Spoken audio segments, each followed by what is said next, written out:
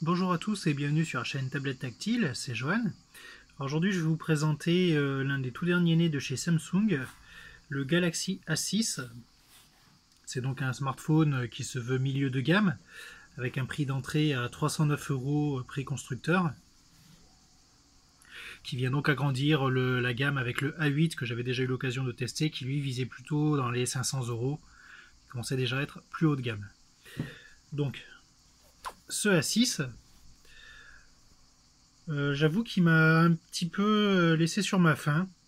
On a l'impression que c'est un smartphone qui se cherche, parce qu'il a quand même de beaux avantages, à commencer par un bel écran de 5,6 pouces au format 18,5 neuvième,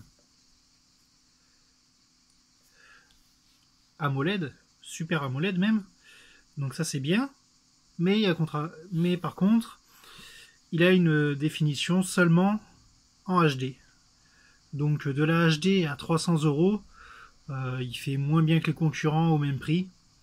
Ne serait-ce que pour citer Xiaomi qui propose des smartphones avec DAL IPS Full HD pour même pas 200 € quoi. Pareil chez Honor, on a des smartphones Honor qui proposent mieux pour moins cher. Donc bon, on a quand même les bénéfices de l'AMOLED qui permet des noirs très profonds comme vous le voyez, de beaux contrastes, même si c'est pas la plus belle dalle AMOLED du monde et qu'elle n'atteint pas le niveau du Galaxy S9, ça reste quand même un écran qui est quand même plutôt sympa, malgré cette définition relativement basse. Niveau puissance, il s'en sort plutôt bien, j'avoue que ça va, il faisait le travail qu'on lui demande. Il y a juste pour les jeux vidéo, là en revanche c'est une vraie calamité, surtout pour les jeux récents. N'espérez pas l'utiliser pour jouer à Shadowgun Legends ou même d'autres jeux relativement récents, même d'autres plus anciens en 3D, c'est pas son boulot. En revanche, pour le multimédia, il s'en sort plutôt pas mal, niveau puissance. Pour ce qui est du design, comme vous voyez, on repasse sur de l'aluminium. Donc moi personnellement, j'aime bien. Ça évite les traces de doigts et c'est plus résistant sur la longueur. Parce que c'est vrai que les smartphones haut de gamme en verre ont tendance à vite s'abîmer. Ce smartphone aussi se débrouille bien au niveau de la photo. Il a un capteur photo qui est franchement pas mal. Comme vous voyez, pas beaucoup. Bon, par contre, le lecteur d'empreintes est toujours aussi collé à l'appareil photo. Donc des fois, on a tendance à mettre le doigt sur l'appareil, ça laisse des traces. Ça, c'est pas génial, mais a priori, Samsung reste sur cette optique.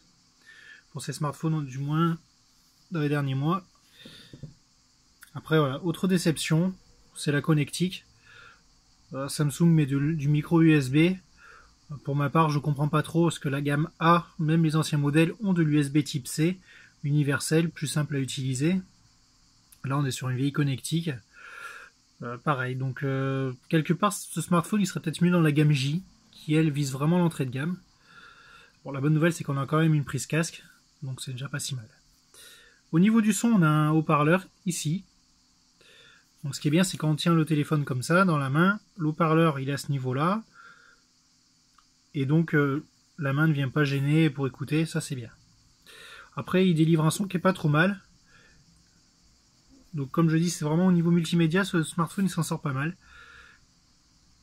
Pour ce qui est de l'interface, c'est classique. A noter aussi qu'on n'a plus le bouton Bixby qu'on avait sur les autres smartphones de la marque. Bixby, c'est l'assistant de Samsung, style Google, qui permet d'afficher des cartes, des informations. Donc bon, il a l'air de pas mal évoluer, il y a beaucoup plus de cartes qu'à ses origines. À savoir que là, pour ce qui est d'utiliser Bixby à la voix, ça a disparu. C'est pas plus mal parce que de toute façon, il ne gère pas le français. Voilà. Donc pour ma part, smartphone qui, bon, pas mauvais, mais qui me laisse quand même assez mitigé à la fin. Surtout à cause de son prix, quelque part, le prix constructeur est trop élevé.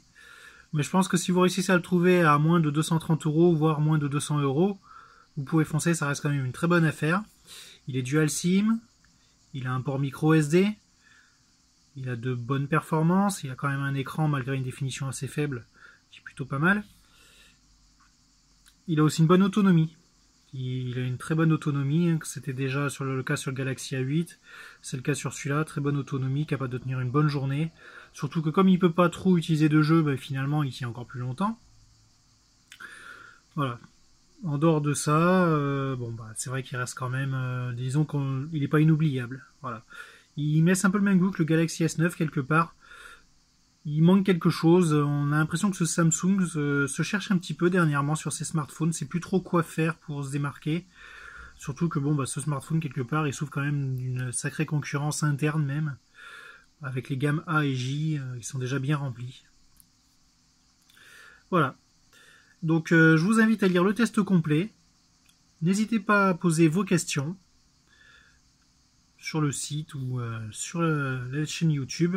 J'y répondrai avec plaisir. Et sur ce, je vous dis à bientôt pour de futures vidéos. Ciao!